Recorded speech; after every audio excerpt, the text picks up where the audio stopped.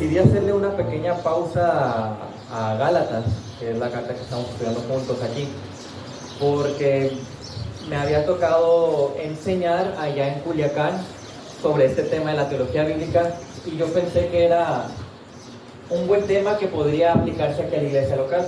Evidentemente no puedo enseñar de la misma manera que enseñé allá. No se enseña de la misma manera a unos líderes que a tu iglesia local, donde tú ya conoces a las personas, tienes el contacto y sabes más o menos qué cosas son mejores que se escuchen.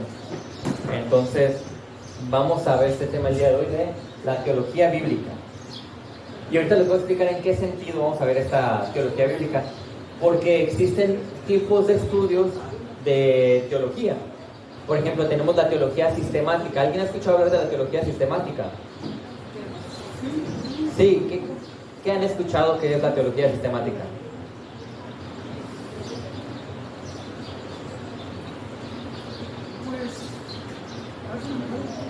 Si no se acuerdan es mejor, porque así no tengo tanto problema por definir algo. Miren, hay tipos de estudios, ¿no? Existe la teología histórica, la teología sistemática, la teología bíblica, y todos estos son métodos de estudios para poder ordenar la Biblia en el caso de la sistemática, o estudiarla de manera histórica, la teología histórica. O hay uno que se llama teología bíblica, que estudia porciones de la Biblia y a partir de esa porción hace ciertas doctrinas. En el caso del día de hoy no vamos a hacer esto con esta teología bíblica. Más que nada, lo que quiero es que veamos lo que es un sistema teológico bíblico. ¿Entienden? Cada uno de nosotros tenemos un sistema teológico. Entonces tenemos que evaluar si es bíblico o no es bíblico ese sistema teológico. Observen lo que dice aquí 2 de Timoteo 1:13. Dice: retén la norma de las sanas palabras que has oído de mí en la fe y en el amor en Cristo Jesús. Hay un imperativo hacia nosotros, un mandamiento de que tenemos que retener las palabras. Hablando de la Biblia, tenemos que tener siempre en mente la Biblia. Tenemos que estar listos para refutar mentalmente las ideologías del mundo. Tenemos que estar listos para refutar la tentación y utilizar la Biblia o lo que sabemos de ella para aplicarla correctamente. Es lo que está diciendo aquí. Entonces vamos a ver lo de la teología bíblica. ¿Pero qué es teología? ¿Han escuchado esta palabra, teología? ¿Qué es teología? El estudio de Dios. ¿Alguien más quiere aportar algo? ¿O están de acuerdo con qué significa el estudio de Dios, la teología? ¿Sí? ¿Cómo? El estudio de la historia de Dios. Prácticamente sí es eso. Sí, teos es Dios y logos o logía es darle sentido o el estudio de, ya ves, existe la biología, es el estudio de la vida, existe la sociología, es el estudio de la sociedad y todo este tipo de estudios que hay, ¿no? Entonces podríamos decir que es el darle sentido a las cosas que tienen que ver con Dios o el estudio de todo lo que tiene que ver con el Señor. R.C. Sproul, un muy buen teólogo, dice: la teología es un término muy amplio, no solamente se refiere a Dios, sino a todo lo que Dios nos ha revelado en las Sagradas Escrituras. Así que cuando hablamos de teología, estamos hablando de todo el estudio que nosotros podemos encontrar aquí. Es la teología. Porque el estudio de Dios en sí se le llama teología propia. Ahí es cuando estamos hablando específicamente de Dios Padre o de Dios Triuno. ¿Okay? Entonces cuando hablamos de teología, hablamos de toda la enseñanza y las doctrinas en general que hay en la Biblia. El día de hoy quiero que veamos esto. Vamos a evaluar nuestro sistema teológico, cada uno de nosotros de manera personal, en evaluar el lugar que tiene la Biblia para nosotros, en el cómo estamos interpretando la Biblia cada uno de nosotros y el cómo estamos viviendo la Biblia cada uno de nosotros. Esas tres cositas vamos a ver. Quiero que las analicemos y que las utilicemos como un análisis para nosotros, como una evaluación interna para cada uno de nosotros, porque podemos estar en una iglesia sana y aún así la Biblia no tener el lugar que debe de tener en nuestra vida. Podemos estar en una iglesia sana y aún así estar malinterpretando personalmente la Biblia. Podemos estar en una iglesia sana y estar aplicando mal la Biblia. Por eso es importante. Este es un estudio temático. Y aquí quiero aclarar algo. El hecho de que existan estudios o predicaciones temáticas no significa que no sean bíblicas o que no sean expositivas. Porque hay muchas predicaciones o enseñanzas expositivas que se van verso a verso y no son expositivos ni bíblicos. No es lo mismo irse verso a verso a ser realmente expositivos. La exposición es extraer lo que realmente dice el texto, enseñarlo y aplicarlo. Eso. Entonces, si vamos a observar este estudio de manera temática, vamos a verlo a la luz de la Biblia, para ver cuál es la verdad bíblica que tiene que decir sobre esto. Porque hay un mal entendimiento de pensar que cuando hay una enseñanza temática está mal, y no es así, no precisamente. Hay maneras de hacer un estudio temático o una predicación temática. Así que, el lugar que tiene la Biblia para nosotros. Esdras 7:10. Quise tomar este versículo como base. Dice: porque Esdras había dedicado su corazón a estudiar la ley del Señor y a practicarla y a enseñar sus estatutos y ordenanzas en Israel. Es lo que dice aquí de Esdras. ¿Alguien recuerda qué estaba pasando en ese momento cuando Esdras estaba sacando este libro de la ley y estudiándolo? ¿Cuál es la historia detrás de esto, el contexto? ¿Qué estaba pasando ahí? Cuando Israel iba saliendo de Egipto. ¿Sí? ¿Qué estaba pasando? ¿Alguien sabe?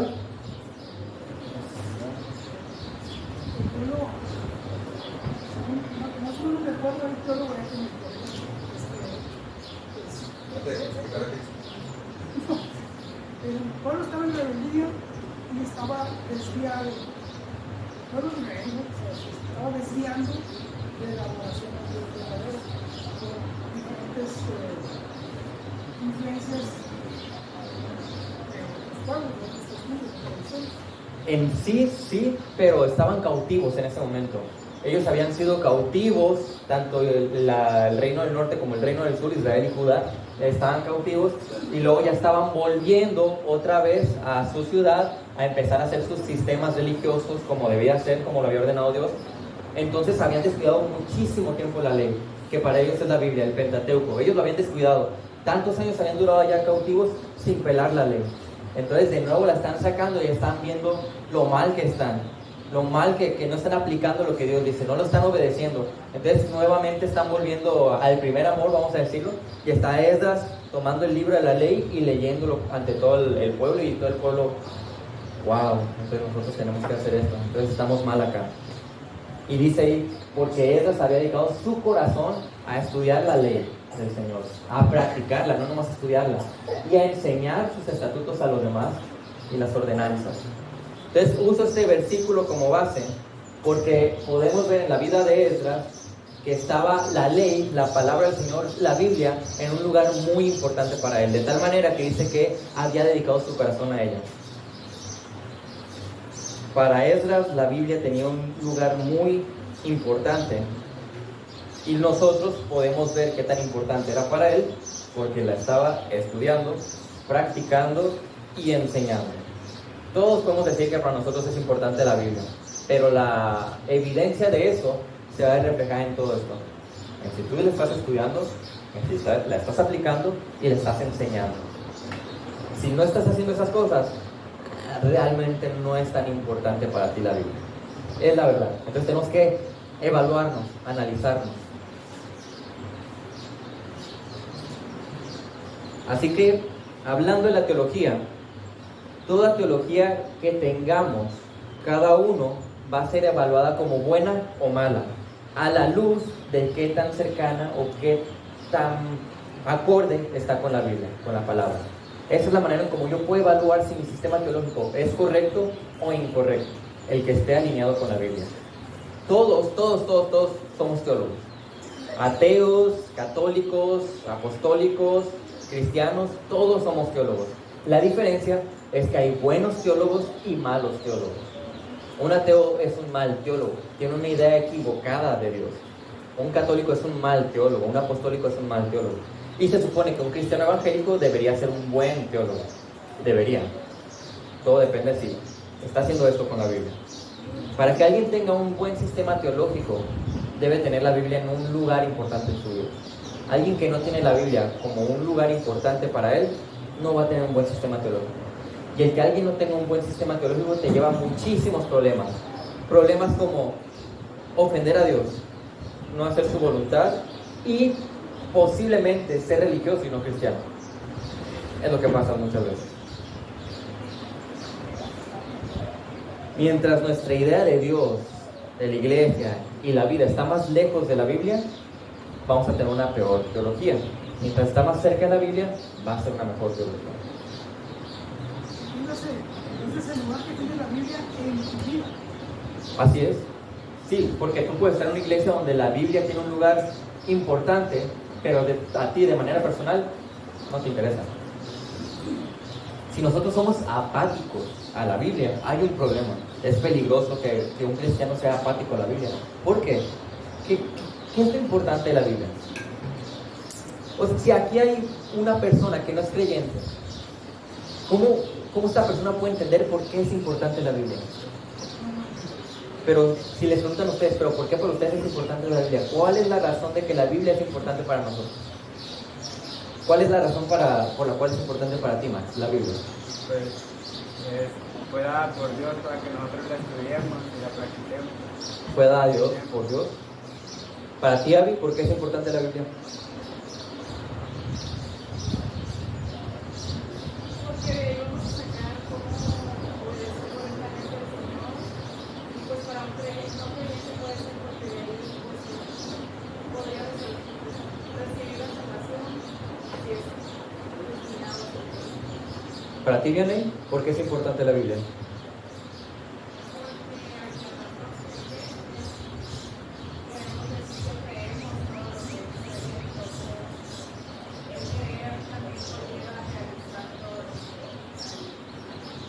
En sí prácticamente están diciendo todo lo mismo, ¿verdad? De manera diferente, pero están diciendo lo mismo. La realidad es que la Biblia es Dios hablando. Se trata de Dios. Es Dios diciendo todo lo que yo tengo que decirte, todo lo que tú tienes que saber de mí, todo lo que tienes que saber de la vida, aquí está. Esto es lo que yo tengo que decirte. ¿Quieres escucharme hablando? Lee la Biblia en voz alta. ¿Quieres saber qué quiero decirte de cómo vivir tu vida? Estúdiala, escudriñala. Es lo que, por eso es importante para nosotros la Biblia. Porque aquí Dios nos está diciendo cómo vivir, cómo adorarlo, cómo glorificarlo, cómo cumplir con nuestro propósito, con nuestra meta. Por eso para nosotros es importante. Y todo lo que comentaron ustedes es cierto. Esa es la razón. Vamos a saber cómo obedecer a Dios. Esa es la razón. Por eso es importante para nosotros la Biblia y por eso es bien importante que nosotros le demos el lugar adecuado a ella. Si no, es como si le dijéramos a Dios, bueno, es que la verdad no es tan importante lo que tienes que decirme. Está bien, sí te escucho poquito, Dios, lo que me estás diciendo, pero es más importante enfocarme aquí en estas áreas de mi vida terrenal. No debería ser así. No debería ser así. Así que lo que nos va a ayudar a evaluar nuestro sistema teológico, que tan bíblico es entender dónde están mis creencias y mis enseñanzas. Si mis creencias y mis enseñanzas están en mi tradición, voy a caer en problemas de cómo glorificar a Dios. Si mis creencias y mis enseñanzas están en mis ideas que me ha enseñado mi familia, voy a caer en problemas de cómo glorificar a Dios.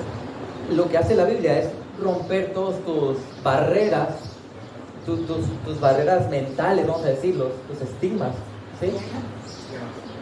Esquemas, sistemas. Sí, paradigmas. Exactamente, tus paradigmas. Va a romper todo eso, toda tu filosofía, para que entonces la reconstruyas de la manera correcta. Es lo que hace la Biblia. Muchas personas dicen, yo pienso. Sí, ese es el... No es lo que tú piensas. Es lo común, exactamente. Bueno, es que yo pienso de esta manera. Bueno, yo considero que así es. No. Nada más hay una verdad absoluta. Y la encuentras aquí. Ya sé que hoy en día está de moda el que no existe una verdad absoluta. Pero no tiene sentido decir que es una verdad absoluta, que no existe una verdad absoluta, porque se contradice totalmente. No tiene sentido. Que esté de moda no significa que esté bien. Ajá, el que esté de moda no significa que sea correcto o que esté bien. Así que tenemos que evaluar qué lugar tiene la Biblia para mí personalmente, para que entonces yo pueda ir entendiendo si mi sistema teológico va a estar alineado a la Biblia, ¿no? Ahora, mucho cuidado, porque no cualquiera que usa la Biblia para argumentar sus creencias es un buen teólogo. Eso hay que entenderlo. No todo, testigos de Jehová utilizan una Biblia, católicos usan una Biblia, apostólicos usan una Biblia, y eso no significa que sean buenos teólogos. Eso no significa que ellos estén en la verdad, porque ellos están utilizando mal la Biblia. Todos podemos utilizar la Biblia para argumentar algo que sea a nuestro favor. La sacas de contexto y va a decir lo que tú quieras, Lo que tú quieres que suceda, la Biblia te lo va a decir si la usas mal, si la estás malinterpretando. Quiero que veamos Lucas, ahí no lo tengo acá, pero Lucas 4, para que veamos lo que sucedió en aquel momento. Cuando Jesús es tentado por el diablo, y quiero que observen que el diablo utiliza la Biblia para tentar a Jesús, utiliza la verdad, observen. Obviamente utiliza la verdad distorsionada. Lucas 4, voy a leerlo rápidamente. También Lucas 4 del 1 al 3 dice: Jesús, lleno del Espíritu Santo, volvió del Jordán y fue llevado por el Espíritu en el desierto, por 40 días siendo tentado por el diablo. Y no comió nada durante esos días pasados, los cuales tuvo hambre. Entonces, después de ese tiempo, imagínense, tantos días, obviamente Jesús iba a tener hambre. Jesús era completamente humano y completamente Dios, ¿ok? Entonces el diablo, sabiendo que ya estaba en esta parte complicada de su humanidad, le dijo: si eres hijo de Dios, dile a esta piedra que se convierta en pan. Jesús le respondió: escrito está, no solo de pan vivirá el hombre. Observan, siempre Jesús está contestando con la misma palabra. Y el diablo lo llevó a una altura y le mostró en un instante todos los reinos del mundo. Y le dice: todo este dominio y su gloria te daré, pues a mí me ha sido entregado y a quien quiero se lo doy. Por tanto, si te postras delante de mí, todo será tuyo. ¿Y qué le dice Jesús? Escrito está: al Señor tu Dios adorarás y a Él solo servirás. Otra vez, utilizando la Biblia. Entonces el diablo utiliza la Biblia para tentarlo. Bueno, no ha servido de esta manera en la que te estoy tentando. Vamos a hacerle como tú le haces. Voy a utilizar la Biblia. Entonces el diablo lo llevó a Jerusalén y lo puso sobre el pináculo del templo y le dijo: si eres hijo de Dios, lánzate abajo desde aquí, pues escrito está utilizando la Biblia. Es que mira, no pasa nada. La Biblia dice: a sus ángeles te encomendará para que te guarden, y en las manos te llevarán para que tu pie no tropiece en piedra. ¿Está utilizando la Biblia? Entonces ahora sí le debería hacer caso, ¿no? Porque siempre que alguien utiliza la Biblia es lo correcto. ¿Y qué dice Jesús? Se ha dicho: no tentarás al Señor tu Dios. Y cuando el diablo hubo acabado toda tentación, se alejó de él esperando un tiempo oportuno. Otra vez iba a ver cuando lo tentaba. Pero observan, el diablo usa la Biblia para hacer que la gente caiga en el error. Los falsos maestros usan la Biblia para que la gente caiga en el error. Así que tenemos que ser muy astutos, porque yo sé que nosotros no tenemos el nivel de estudios que tienen los pastores aquí en la iglesia. Y muchas veces podemos estar en las redes sociales y ver tal predicador y decir: bueno, pues es que lo que escucho se me hace bien y está mencionando la Biblia. Tenemos que discernir si realmente lo que la gente está diciendo es correcto o no. Y la manera en la que yo voy a poder discernir si las cosas son correctas o no es que tanto estoy como Esdras, dedicado a la palabra, para poder evaluar. Incluso podemos ver en la Biblia que dice que los demonios tienen un buen sistema teológico. Están perdidos, pero tienen un buen sistema teológico, muchísimo mejor que los ateos y que la mayoría de nosotros tal vez. Santiago 2:19: ¿tú crees que Dios es uno? Haces bien. También los demonios creen y tiemblan incluso. Hay cristianos que ni siquiera tiemblan al saber quién es Dios. No hay un temor reverente hacia Él. Pero hasta los demonios tienen cierto temor del Señor. Equivocado, ya sabemos, pero hay un sistema teológico ahí. Entonces no podemos confiarnos de todo aquel que usa la Biblia. Estos últimos meses hubo revuelo en las redes sociales. No sé si algunos de ustedes se enteraron. Hubo un revuelo por un término griego que se había establecido hace muchos años en un concilio. No tiene sentido hablar de él ahorita, pero el problema es que este término griego era utilizado para definir cierta doctrina, para argumentarla. Y el punto es que esta polémica sacó a relucir muchas cosas del cristianismo. Se pudo ver que la gente tiene la tradición en un lugar tan importante que están relegando a las escrituras. Eso se puede observar claramente. Y de cristianos ortodoxos, estudiosos. Por eso todos debemos de evaluar realmente dónde está la Biblia. Conocemos, sin decir nombres, muchas iglesias donde la tradición es más importante que escuchar la predicación bíblica. Porque yo soy bautista, entonces las cosas se tienen que hacer de esta manera. o porque yo soy católico las cosas se tienen que hacer así. A veces nos ajustamos más a la tradición que a la Biblia. Y al final vamos a hacer una pequeña dinámica rápidamente para analizar cómo debe ser el lugar en que deben estar las cosas, de la Biblia, la tradición, las emociones y todo lo demás. En ese punto, hermano, Sígueme. muchas personas le dan más importancia al sentido de pertenencia a X escuela, doctrina, enseñanza, que el sentido de pertenencia a Cristo. Sí, y le están dando a veces lo que estoy viendo en mi generación, más que nada, es que están siendo teólogos de redes sociales, la mayoría. ¿Cuáles son los teólogos de redes sociales? Están en las redes sociales, ven un artículo de Coalición por el Evangelio, o ven una predicación de Sugel, o ven algo ahí de la historia de la iglesia, se lo agarran, se lo aprenden muy bien y después lo están utilizando como argumento para atacar a las personas. Y su sistema teológico se basa en lo que están aprendiendo en esos artículos y no tanto en lo que ellos están estudiando de la Biblia. Es al revés. Lo que yo estudio de la Biblia me va a llevar a entender y evaluar esos sistemas teológicos que estamos viendo en las redes.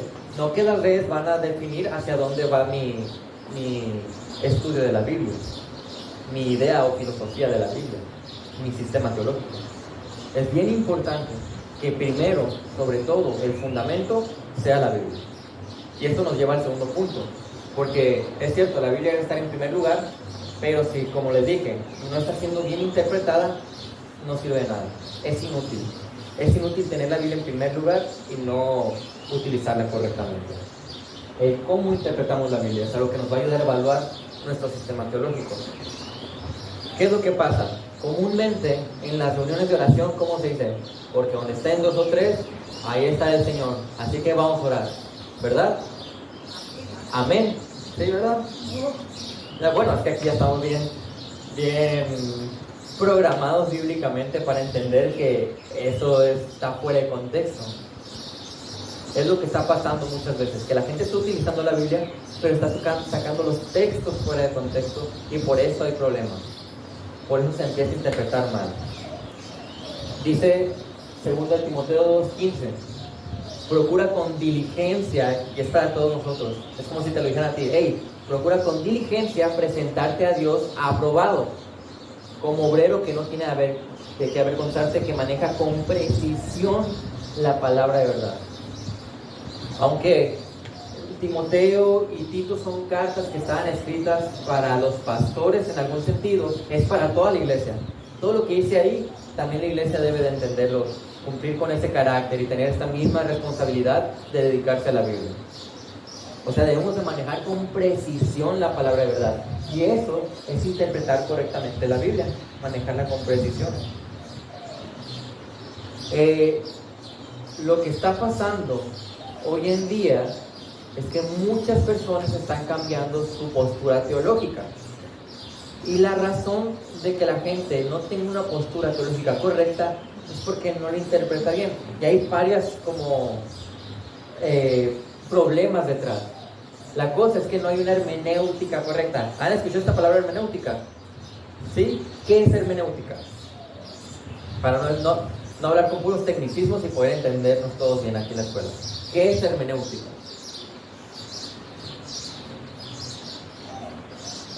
¿Alguien sabe lo que es la hermenéutica? Bueno, lo han escuchado, ¿verdad? Pero ahora respóndanme. ¿Alguien sabe qué es la hermenéutica? Ok. Sencillo. La hermenéutica es un método de investigación que te va a ayudar a interpretar algo. Yo me acuerdo, yo estaba en la universidad estudiando una materia de métodos de investigación o algo así se llamaba, ni me acuerdo ya de la materia, pero yo recuerdo que teníamos que utilizar una hermenéutica para poder investigar sobre cierto tema. Entonces la hermenéutica es un método de estudio. Ahora, hay una hermenéutica bíblica. Significa que hay un método de estudio para la Biblia para poder extraer la verdad. ¿Entienden? Entonces cuando ustedes escuchen hermenéutica, relaciónenlo con, es un método de interpretación o de investigación para extraer el correcto verdad bíblica. Así vean. Entonces, hay hermenéuticas equivocadas. Hay hermenéuticas que no son correctas. Nosotros tenemos una hermenéutica que se llama, Son tres palabras y las intercambian, pero es histórica, gramática, literal. ¿Ok? ¿Qué significa?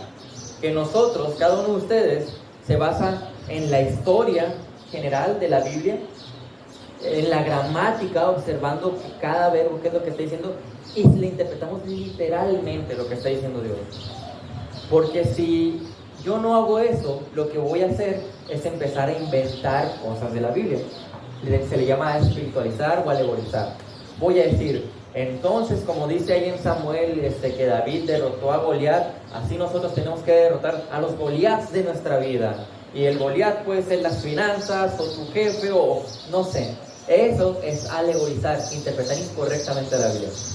Así no se hace. Hay una manera por la cual se escriben las cosas y nosotros vamos a extraer eso. Vamos a poner este ejemplo. Un novio le envía una carta a la novia. ¿Cómo va a leer la novia la carta? ¿Cómo creen que lo va a hacer? Están bien enamorados. Va a tomar la carta y va a ver cada detalle de ella. ¿Por qué esta palabra le puso mayúsculas? ¿Por qué aquí le puso un corazoncito? ¿Por qué aquí tiene signos de admiración? ¿Por qué aquí hay 3 puntos suspensivos? Todo eso, la novia lo analiza para ver qué es lo que quiere decirle el novio.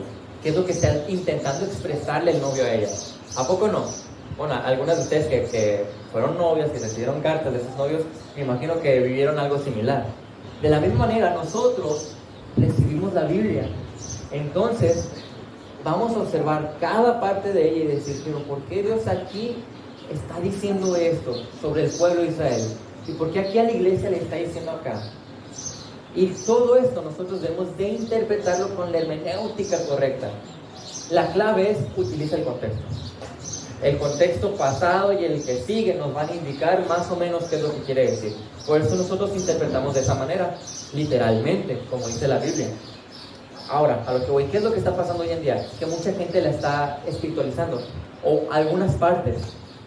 Es bien curioso que hermanos que respeto muchísimo, hermanos amilenialistas, hermanos de la teología del pacto, interpretan literalmente el Evangelio. Interpretan literalmente la antropología, que es el estudio del hombre. Interpretan literalmente lo que dice del pecado. Pero cuando llegan a la parte de la iglesia, ahí ya no utilizamos esa hermenéutica. Ahí vamos a cambiar poquito y a utilizar algo espiritual. Cuando llegamos acá a la escatología, que son las cosas finales del Apocalipsis, bueno, ahí ya no aplica tanto la interpretación de ese tipo de sistema hermenéutico. Aquí vamos a utilizar algo más espiritual. Y no, la Biblia se interpreta toda de la misma manera. Por eso es bien importante que tengamos una interpretación correcta. Sin una interpretación correcta, nunca se va a tener el resultado adecuado. Si yo no interpreto correctamente esto, no va a tener el resultado en mi vida que debe de tener. Por eso vemos a gente que acude al psicólogo, cristianos que acuden al psicólogo. La razón es porque no están interpretando correctamente esto. Vemos a gente que no cambia su pecado porque no interpreta correctamente esto. Vemos a gente que está más clavada en cosas como lo externo, refiriéndome a cómo se viste uno, a cómo se ve en la iglesia, que si están fumando, si toman, no sé, cosas así, que internamente atacando el pecado. ¿Saben a lo que me refiero? ¿Sí? Y es porque no interpretan correctamente la Biblia. Se basan más en la tradición que siempre han escuchado que entender qué es lo que está diciendo Dios. Y como les digo, no se necesita algo místico o ser un erudito para poder interpretar la Biblia. Dios no nos dio la Biblia y nos dijo, háganse bolas, ahí está. No, es clara, la Biblia es clara y vamos a entenderla, hermano. Pasa por mi mente muchas interrogantes. Tiene su respuesta, ¿no? Pero una mala interpretación puede afectar tu salvación. Una buena interpretación. Una mala. Sí, totalmente. Si alguien no interpreta correctamente lo que enseña Dios sobre la salvación, posiblemente va a caer en no ser salvo realmente. Hay cosas que nosotros a veces hemos hablado de las doctrinas fundamentales para la salvación. Y ahí, miren, van a decir que qué panchero soy, pero me cae gordo escuchar que hay doctrinas primarias y secundarias. Todas las doctrinas son importantes porque todo lo dice Dios. Entonces nada más hay que definir, hay unas que son esenciales para la salvación y el resto junto con esas son esenciales para tu santificación. Entonces, si hay una doctrina esencial para la salvación que uno la tiene mal, posiblemente no es creyente. Si yo no creo en el Dios triuno, no soy salvo, no creo en el Dios verdadero. Si yo no creo en Cristo, verdaderamente humano y verdaderamente Dios, no voy a ser cristiano porque creo en otro Cristo. Si la Biblia, yo no creo en la autoridad de la Biblia, en la suficiencia de la Biblia, en la inspiración de la Biblia, la inerrancia de la Biblia, voy a interpretar todo mal y posiblemente no voy a ser cristiano. Igual con la salvación. Ese es el punto de lo que iba. Porque sí hay, sabemos, nosotros ahora podemos detectar qué iglesias o qué doctrinas, pues, por ejemplo la apostólica, que no tiene actividad, sabemos que están totalmente fuera de Sí, es una secta. y ahí podemos agregar otras sectas que existen bastantes, ya sea católica, ya sea mormón, ya sea estilo de. Pero ahora nosotros podemos entender esa parte porque hemos estado estudiando, ahora sí que de una manera sistemática, de una manera hermenéutica, o hemos sido enseñados, pero realmente te vas a encontrar muchas personas que dicen que son cristianos, son salvos y que están caminando en la verdad. Sí, sí. Exacto. La razón por que nosotros estemos creyendo lo que creemos es por gracia de Dios. Y por gracia de Dios estamos en una iglesia donde estamos siendo enseñados correctamente. Pero cualquier persona, en el lugar donde esté, si lee su Biblia, puede ser salvo y entender correctamente las enseñanzas de la salvación. Cualquier persona. La fe viene por el oír la palabra del Señor, o sea, por estudiarla. No dice la fe viene por estar en una iglesia correcta, ¿verdad? No, es por la palabra. Ahora, si esa persona es salva y está en una iglesia incorrecta, lo más lógico es que busque una iglesia sana para su salud espiritual. Entonces somos llamados a tener diligencia por buscar el tener la sana doctrina, tener un sistema teológico bíblico. Hay una filosofía equivocada en contra de quienes estudian mucho la Biblia. La letra mata, dice la gente a veces, equivocadamente. Están sacando el texto fuera de su contexto. O, no, es que enfocarte tanto en la doctrina te va a hacer legalista. Realmente puede suceder, pero hay una línea. Estamos en la línea de estar en la verdad y de no caer en el legalismo ni en el liberalismo.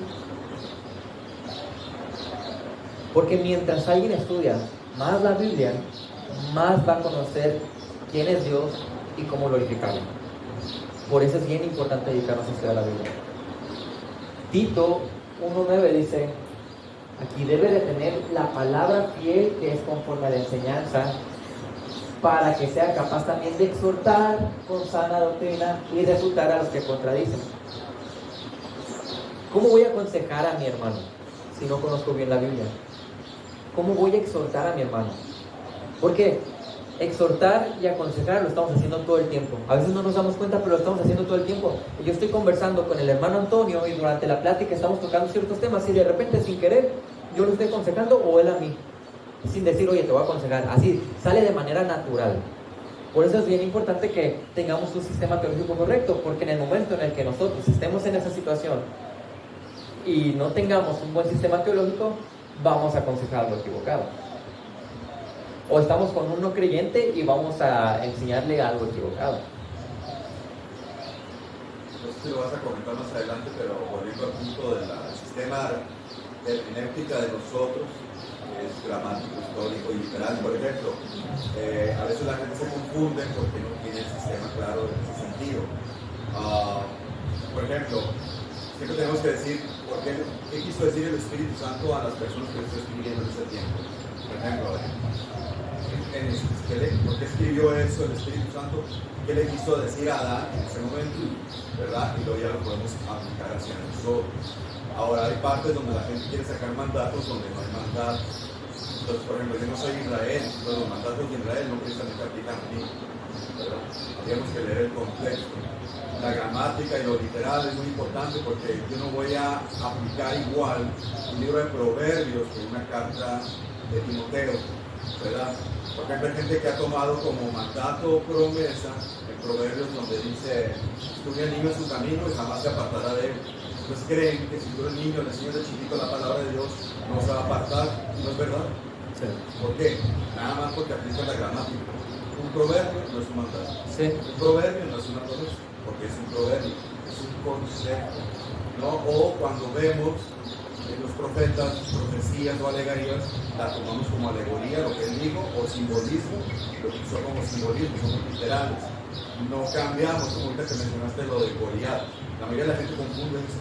Por ejemplo, cuando Jesús entró a la barca con los discípulos, entonces hubo tormenta y todo eso, entonces nosotros la barca es Cristo que nos cubre y todo eso, no, eso es alegoría, es espiritualizar, en ninguna parte de la escritura enseña eso. Entonces tenemos que tener mucho cuidado el sistema que usamos para interpretar las escrituras, que es todo lo que tú dijiste, ¿no?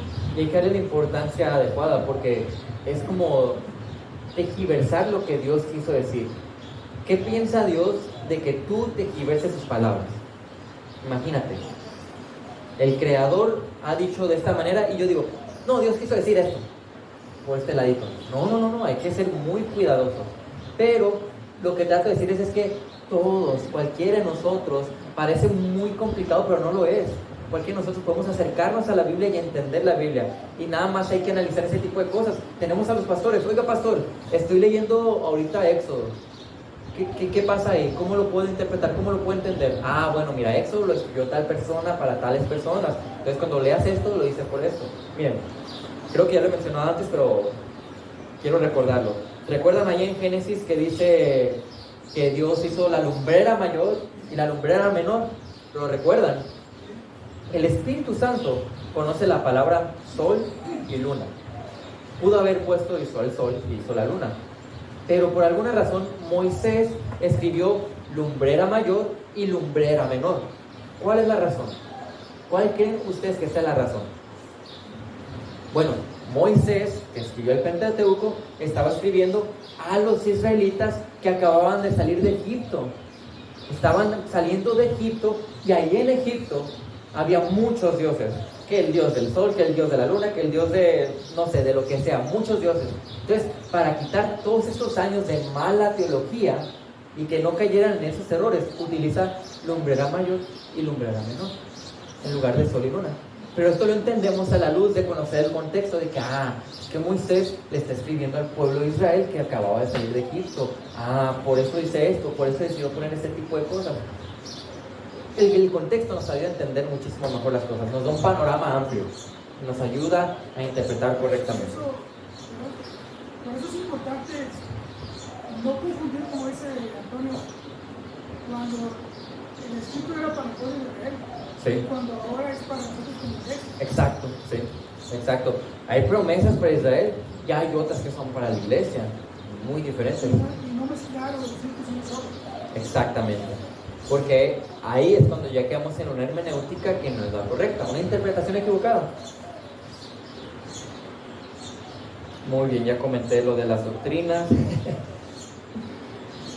Pero eso es importante mencionarlo, ¿no? Porque hay mucha gente que dice, no hay que hablar tanto de la escatología, no hay que hacer estas diferencias porque no hay que contender con los hermanos. Es una doctrina secundaria. ¿Cómo podemos llamarle una doctrina secundaria a un tema que, mira, por cada una vez que se menciona la encarnación de Cristo, la primera venida, se menciona 8 veces la segunda? Es un tema prominente en la Biblia, la escatología. La Biblia prácticamente nos habla de cómo Cristo va a establecer su reino. Es un tema importantísimo, pero no es un tema por el cual yo voy a dividir entre alguien que es cristiano y alguien que no. Esa es la diferencia. ¿Estamos? Es un tema bien importante para yo glorificar a Dios y ser santificado, pero no para definir si alguien es cristiano o no lo es. Así que es una doctrina esencial para mi santificación personal. Por eso es importante, porque conozco más de Dios y conozco más cómo glorificarlo. Es esencial de la salvación. Pero no va a definir tu salvación, exactamente. Muy bien, así que todo lo que dice la Biblia, cada doctrina que vemos en ella es importante. Números, ese libro que a veces es difícil de leer, es importante, igual que el resto de la Biblia, ¿sí? O ahí es donde se te pegan en Malaquías las hojas, también es bien importante, léelo. Todo eso es importante.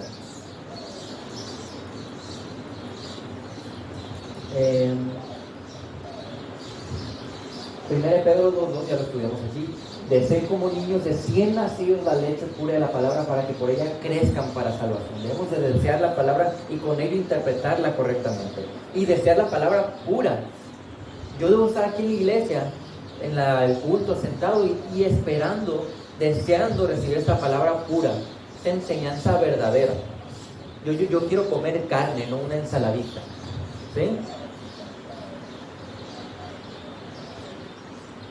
Puede sonar extremo, pero nosotros, cada creyente, debería estar en el proceso de ser un experto en la palabra. Solamente tenemos que estudiar un libro, y es este. Hay muchos libros en la vida, en la tierra, pero este es el único al que le tienes que dedicar tu vida. Muy bien, y eso nos lleva al tercer punto, el cómo vivimos la Biblia.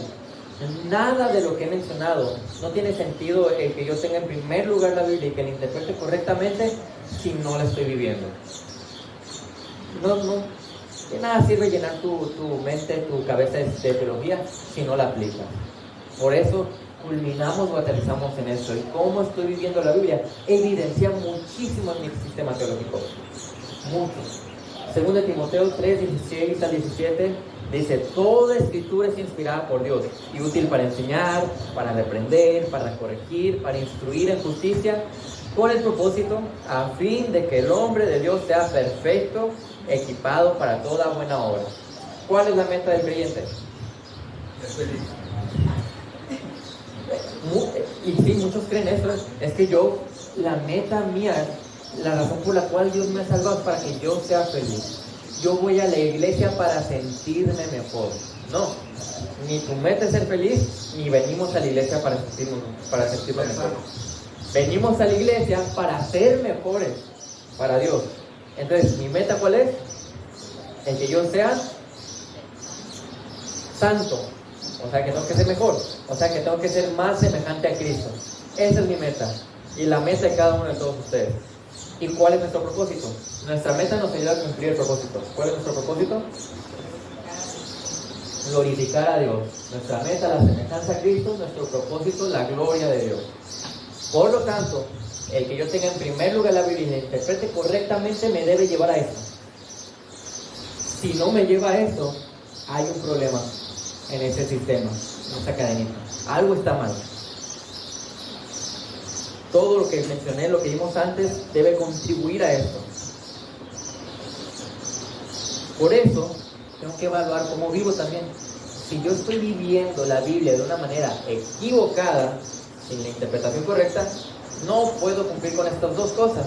Por eso la base es primero, la Biblia debe estar en su lugar correcto y debes de interpretarla correctamente. Para que ahora sí la vivas, la puedas vivir de la manera adecuada. ¿Cómo estamos viviendo la teología que aprendemos? Y es que el propósito también para mí de hacer este estudio es que nosotros nos estemos evaluando. Hay que evaluar lo que creemos. ¿Por qué creo lo que creo? ¿Por qué el ser cristiano es la verdad y no el ser católico? ¿Cuál es la razón? ¿Por qué yo sé que estoy en la verdad? Eso hay que evaluarlo. No hay que ser como, no a dar nombres, pero como muchos cristianos que son más como periquitos, que el pastor dice algo y sí, lo repito igual que como él lo dice, pero no lo entiendo, ni lo comprendo, ni lo evalúo. Debo de evaluar por qué soy cristiano, por qué yo considero que esto es la verdad, cuál es la razón. Porque una vez que nosotros comprendemos por qué estoy en la verdad y por qué esta es la verdad, mi sistema teológico va a estar firme. Para que alguien tenga un sistema teológico correcto, debe entrar la razón. Hay razonamiento de por medio para comprender la Biblia. No somos ignorantes como mucha de la gente piensa de los cristianos. No somos ignorantes. No debemos de ser caracterizados por eso. Entonces no podemos ser apáticos a la teología, no podemos ser apáticos a lo que le dice la Biblia, porque si somos apáticos, no estamos dando la importancia correcta y nunca vamos a cuestionarnos esas cosas, ni vivir de acuerdo a cumplir con estas cosas tampoco. Cualquiera que es apático a este conocimiento, a adquirir más, a escuchar más, está en grave peligro. Porque o es el tipo de creyente que se estanca y no crece, o es un religioso que cree que es creyente. Una de dos. Por eso es peligroso. Si tú estás llegando a un punto donde hay apatía de tu parte hacia la palabra, que hay como un foco rojo en tu cabeza de alarma, de peligro, para que evalúes y veas que tienes que cambiar. Iba a poner ahí una cita de un teólogo, pero está larguita. Es mejor, ya con lo que dijo, entienden que debemos de aplicar la Biblia, que debemos de vivir la Biblia, que de nada sirve que yo tenga un sistema teológico correcto si no lo vivo. Y aquí lo puse yo. Es muy importante aclarar que de nada me sirve llenar de teología en mi cabeza si ese entendimiento no baja al corazón y después a los pies. Es de esta manera. Aquí, lleno de conocimiento mi cabeza, de una correcta interpretación de la palabra, entonces baja mi cabeza a mi corazón. ¿En qué sentido baja mi corazón? Yo lo atesoro, yo lo creo, yo confío en que lo que dice Dios es verdadero. Y entonces con esta confianza y esta mentalidad, este entendimiento, baja a mi vida, a aplicarlo correctamente. Si yo nada más me quedo en las emociones de aquí, de sí creo todo lo que dice la Biblia de manera equivocada y no hay un entendimiento, la aplico mal.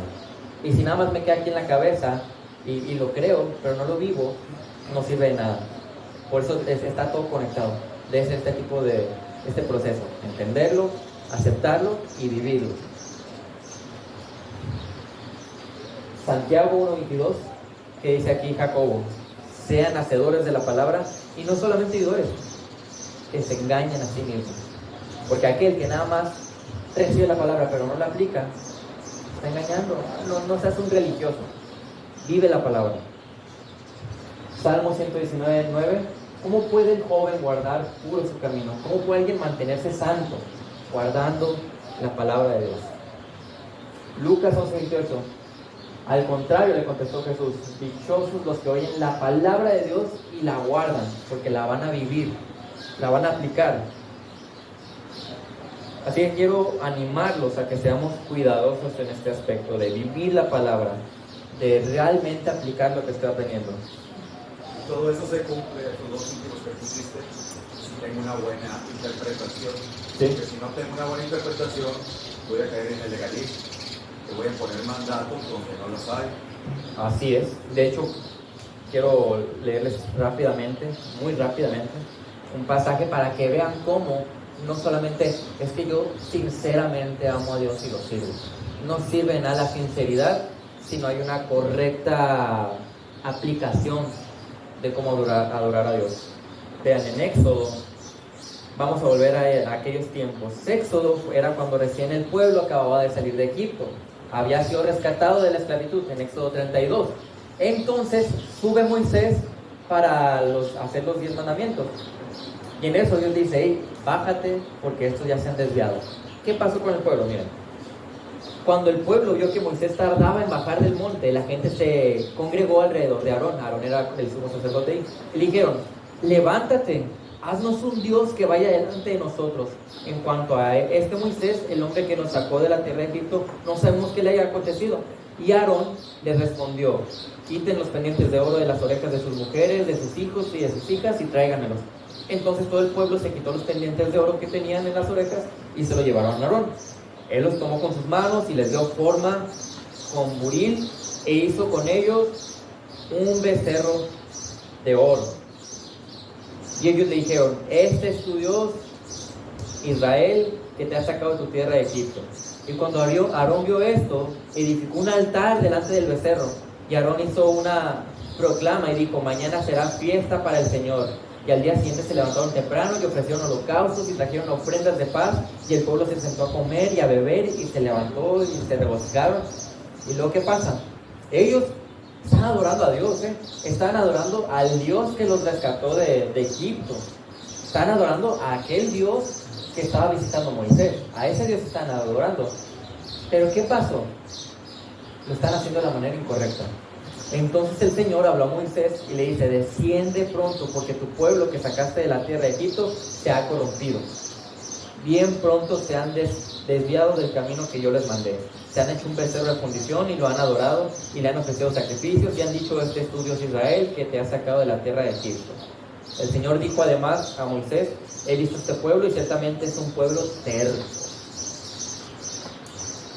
Menciono esto porque recuerdo que cuando leí yo el libro de Fuego Extraño de John MacArthur, lo menciona como un ejemplo de lo que sucede hoy en día. Hoy en día la gente dice: sí, queremos adorar a Dios, y se ponen como locos, decían el Espíritu según ellos, y ellos piensan que eso es adorar a Dios, pero están haciendo lo que hace el pueblo de Israel. Sinceramente adoran a Dios, pero de la manera equivocada, y lo que hacen es ofender a Dios. Así que quiero que hagamos algo. Ay, caramba, casi no se ve, no pasa nada. Bueno, tenemos esto: la tradición, la razón, la experiencia, la revelación general, las emociones y la escritura. ¿Sí? Estas son cosas que nos van a ayudar a tener un escenario de la verdad, de en qué lugar debe estar cada una, para que podamos interpretar correctamente la Biblia y tener un sistema teológico correcto. ¿Ok? Entonces digamos que este es un escenario. Acá al frente va lo más importante y acá atrás va lo que no tiene tanta importancia. ¿Cómo acomodaríamos nosotros estas 6 cosas en este escenario de la verdad que va a definir nuestro sistema teológico? ¿Ok? ¿Qué debe estar aquí al frente? Díganme. Ahí se dice que el 5. ¿Cuál debe estar aquí al frente? ¿Nada más la escritura o algo más? Ok, entonces el 6 y el 4 están juntos aquí abajo. ¿Sí? ¿Sí? Ok, vamos a poner entonces el 6 y el 4. Yo me voy a basar en lo que ustedes me digan. Ahora tenemos el 1, 2, 3 y 5. ¿En qué parte van? ¿Van todos juntos acá? ¿O uno es más importante que el otro? ¿Es más importante la tradición, la razón, la experiencia, las emociones? ¿Qué es más importante? ¿La razón solita o algo más? La razón. Ok, voy a poner la razón aquí, el 2. Luego, ¿qué sigue? Tradición, experiencia, emociones. El 3, la experiencia. ¿Solita o con algo más?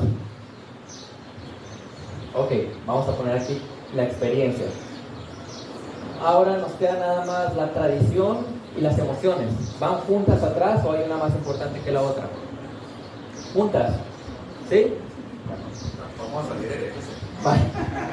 Ok, entonces, según ustedes, yo no me embarro, según ustedes, este sería el escenario de la verdad, donde nuestra base sería la escritura con la revelación general, seguida después de la razón, la experiencia y finalmente la tradición y las emociones.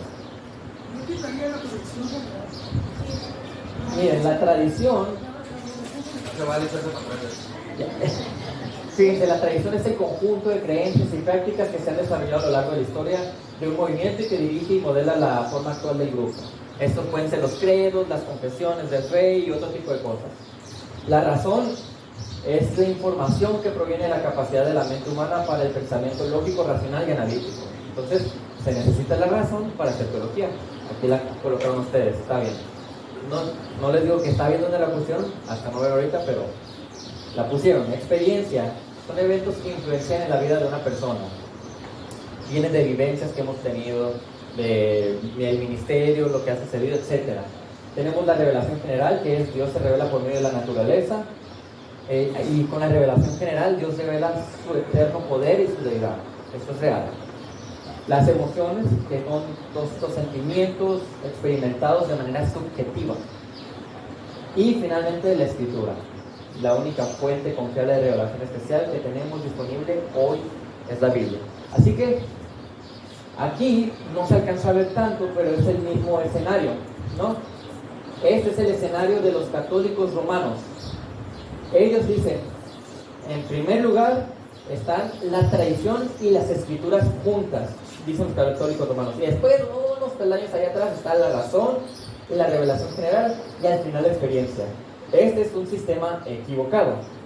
Luego está el escenario de los ortodoxos orientales. Ellos dicen la tradición y las escrituras van a la par, así como ustedes lo pusieron, ¿verdad? Luego está la experiencia y ya atrás está la revelación general. Está equivocado. Luego está el escenario de la verdad de los reformados protestantes. Y este también está equivocado, ¿eh? Aquí dicen, es la escritura, y luego está la tradición y la razón juntas, luego la revelación general, y finalmente la experiencia. Ahorita van a ver por qué está equivocado. Son de los que recién habían sido reformados. Recuerden que aquellos que salieron de la reforma no terminaron de reformarse. Por eso son amilenialistas. Por eso son de la teología del pacto. Les faltó reformarse. Ellos pensaron diferente porque todavía no habían acontecido cosas con Israel y porque todavía no habían estudiado tan profundamente la Biblia como en estos tiempos se ha logrado hacer. Luego tenemos el escenario de la verdad liberal. Este dice, está la razón primero, hay que usar el razonamiento, luego la experiencia, las emociones y la revelación general. La escritura no es una verdad absoluta, es algo subjetivo, son historias místicas nada más, ¿no? Este es el escenario de la verdad carismático, de nuestros hermanos carismáticos. Sí, porque hay carismáticos que no son cristianos, ¿no? De nuestros hermanos carismáticos es, primero la revelación especial, estamos hablando de las escrituras, la experiencia y las emociones, y todo pegadito si se fijan, porque así lo hacen ellos, ¿no? Y el escenario de la verdad fundamentalista es las escrituras y la revelación general y párale, todo lo que necesitas, dicen ellos. Y ese es el escenario de la verdad postmoderno, donde la verdad es relativa y nada importa y todo es verdad y nada es verdad al mismo tiempo, así que no hay nada en el escenario, lo que es lo que hay hoy en día. Esa es la ideología del día de hoy, ¿eh? Esa es la verdad que tienen. Blanco, nada. Este es el escenario de la verdad que yo vengo a proponerles, que es el correcto. Analícenlo si está acorde con lo que ustedes dicen. Ustedes dijeron que era escrituras y revelación general como la base. La realidad es que nuestra base, la única base, lo más importante sobre todo, es la Biblia. Nada está a la par con la Biblia. No es psicología y Biblia, no es emociones y Biblia, es la Biblia. Esa es nuestra base para cualquier sistema teológico que nosotros vamos a tener. Para cualquier doctrina que vamos a tener. Y tenemos la tradición y la razón. Sin la razón no va a haber un entendimiento, una comprensión. Necesitamos de la razón. Pero también hay tradición. Nosotros vemos la historia de los cristianos, los reformadores, y es una manera en la que nosotros podemos ver cosas que aprender y errores en los cuales no caer también. Por eso es importante. Tenemos la revelación general, todo lo que Dios ha hecho nos va a ayudar a comprender y a armar un buen sistema teológico. Y finalmente, a lo último, pero también importante, está la experiencia, que es lo que uno está viviendo, que Dios lo utiliza, lo que uno vive para entender otras cosas, y las emociones. Las emociones basadas o fluidas a partir del entendimiento de la Biblia. Ese vendría a ser el escenario de la verdad que yo les propongo. Un poco diferente al que ustedes armaron, pero bueno, ahí andamos, más o menos, ¿verdad?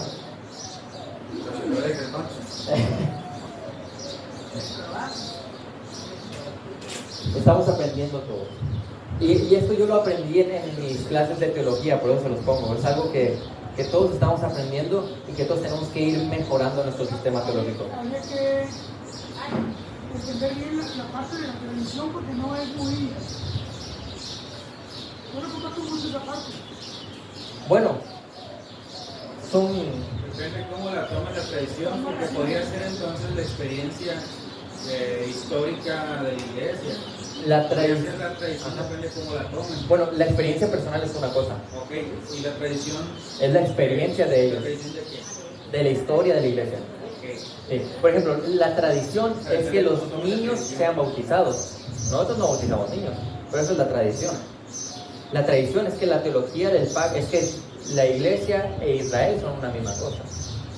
Pero la tradición tiene cosas buenas, en el sentido de que hay credos, hay confesiones de fe, hay concilios que hubo que ayudaron a determinar ciertas doctrinas y que nos apoyan hoy en día para que nosotros determinemos ciertos sistemas teológicos. Podría decirse que es la experiencia histórica de la iglesia, no tanto la tradición, porque la tradición es muy imponente, pues. O sea, así se hace y así tiene que ser. Yo creo que ese es un tipo de tradición. El problema es que tenemos una idea equivocada de tradición. Creemos que el término tradición es algo negativo, Pero no, lo que pasa es que lo estamos relacionando con los legalistas o aquellos cristianos que basan la tradición antes que la escritura. Pero la tradición es un término correcto y es algo bueno la tradición. De hecho, nosotros seguimos una liturgia basados en una tradición. ¿Okay? La tradición aquí es que nosotros leemos y luego cantamos y no hay un sistema en la Biblia revelado de cómo vamos a hacer el culto, de qué va primero, si los cantos o la predicación, pero la tradición es que lo hagamos así y le damos un sentido para que nosotros lleguemos con el corazón quebrantado a adorar a Dios. Es como una ordenanza, ¿no? Pero la tradición, a lo que quiero llegar es que nos ayuda, pero no es nuestra base. Tómenla como un apoyo, pero no es nuestra base, porque los puritanos también son parte de esa tradición. Y uno puede leer a los puritanos y aprende un chorro. Hay tanta carnita en los puritanos, pero no es nuestra base. Sí, es que no tomarlo como un fundamento. Sí, exacto. Por eso, en el último escenario de la verdad que les propuse, la tradición no está en primer lugar. La tradición lo tomamos a segundo plano, junto con la razón. Pero no está en primer lugar. Siempre en primer lugar, la base de todo, cualquier cosa, si no está fundamentada en la Biblia, no lo tomo. Primero es la Biblia y ya de ahí vamos viendo, razonando, observando la tradición y luego viendo la revelación general y finalmente ver qué dice tu experiencia personal y tus emociones. Porque si lo movemos, lo hacemos diferente, es más fácil caer en un error. Si en lugar de la tradición ponemos aquí la experiencia, imagínate tu experiencia personal de 50 años vividos en comparación de 500 años de iglesia que han vivido ciertas cosas y se han equivocado en otras. ¿Entiendes? ¿Sí? Es importante dejar la escritura como base.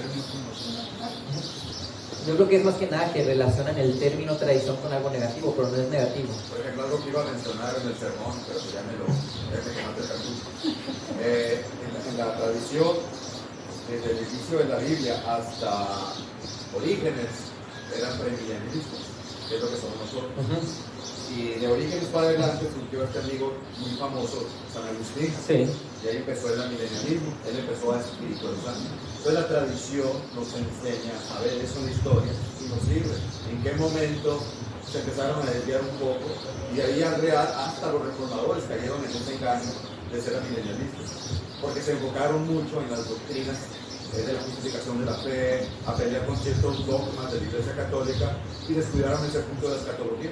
Hasta muchos años después surgieron unos teólogos que empezaron a investigar más en la Escritura y rescataron lo que en un principio éramos premilenialistas. Y lo que pasa es que lo que pasa en la historia es que ellos tenían en ese momento que defender la soteriología, que es el estudio de la salvación. Tenían que defenderlo porque ese tiempo lo necesitaban. Acababan de salir del catolicismo y tenían que defender esa área y descuidaron un poco el estudio de las otras. El punto ahí donde dices tú, la mala interpretación que tenemos de la palabra tradición, Sí. porque tenemos un catolicismo. Exacto, pensamos de manera negativa, pero no. Ya después podemos seguir dialogando sobre esto porque ya se acabó el tiempo, entonces los invito a que oremos juntos. Vamos a orar.